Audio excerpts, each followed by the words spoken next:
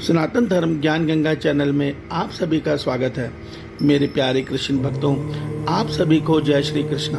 श्री भगवान आप सभी का जीवन आनंदमय, मंगलमय, भक्तिमय तथा धर्म पथ पर अग्रसर करें। मेरे प्यारे कृष्ण भक्तों, सनातन धर्म ज्ञान गंगा चैनल के आज के वीडियो में हम रविवार के दिन हमारे वेदों में वर्णित प्रकृति विज्ञान में इस सत्य को समझने का प्रयास करेंगे कि कल्प किसे कहते हैं, कल्प की अवधि क्या होती है।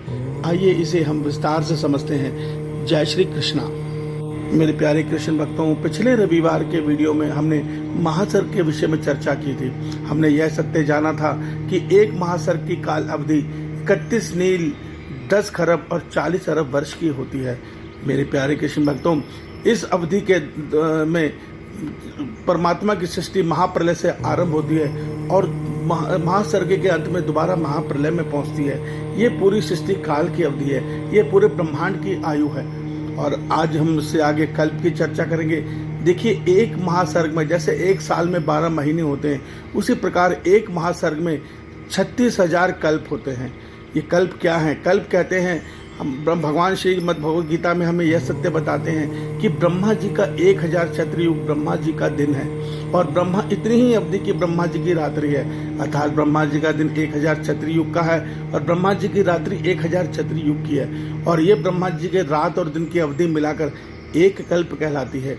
इसकी आयु कितनी है, इसकी काल अवधि कितनी है, आइए वेदों के अनुसार जानते हैं। हमारे वेद बताते हैं कि हमारे पृथ्वी पर एक छत्रयुग 43,20,000 साल का है।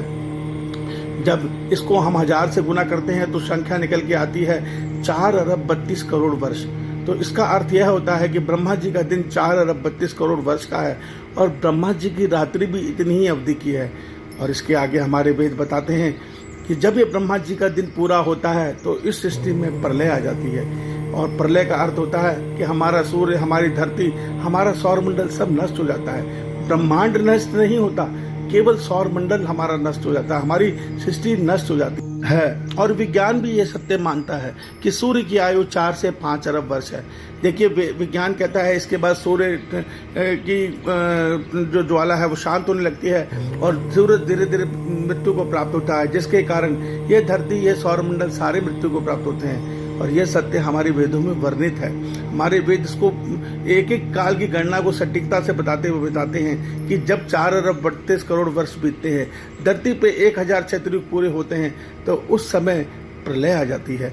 और यह प्रलय इतनी ही अवधि की तक रहती है और उसके बाद ब्रह्मा जी की रात्रि जब समाप्त होती है तो इस ब्रह्मांड में, इतने बड़े ब्रह्मांड में किसी और विस्फोट से नया सौरमंडल की रचना हो रही होती है। और उस नए सौरमंडल में, नई धरती पे, नए सूर्य के साथ हम जीवात्माओं को दोबारा जन्म मिलता है। क्यों मिलता है? क्योंकि हम अभी कर्म फल बंधन पूरे नहीं कर पाए हैं।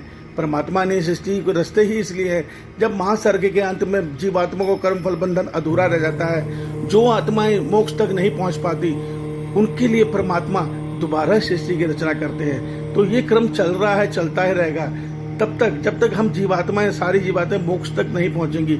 इसका अंत कहाँ होता है, कैसे होता है, ये मुझे नहीं पता, मगर मैं एक सत्य जानता हूं कि आज इस कल्प में हम हजारों करोड़ों कल्पों से भटक रहे हैं और आज तक भी भटकते हुए एक सत्य साबित हो रहा है कि आज तक हमने अपने भीतर अपने परमात्मा के रूप अंश आत्मा को नहीं जाना है। देखिए, आत्मा को, परमात्मा को पाने का मार्ग कहीं बाहर नहीं है, हमारे भीतर से है। जब हम अपने मन और बुद्धि को आत्मा का अनुभव करा लेते हैं और उस आत्म अनुभव से, मन और आत्मा से जब परमात्मा को पुकार होती है, तब परमात्मा से मिलन का रास्ता खुलता है। तब जीवात्मा का ये जन्म मरण चक्र टूटता है। वास्तव में हम इस सत्य को नहीं समझ पा रहे और अभी हम इस संसार के जन्म मरण चक्र में भटक रहे हैं। क्यों? क्योंकि हम इस शरीर और परमात्मा की इस संसार को सत्य समझे बैठे हैं और इसी की कामना में जीवन जी रहे हैं। जब हमारी कामना ही संसार के सुख पाने की है तो परमात्मा कैसे हमें मोक्ष दे देंगे? मेरे प्यारे कृष्ण भक्तों, इस रहस्य को समझो। ईश्वर आप सबका कल्याण करें। आपका दिन शुभ हो। जय श्री कृष्णा।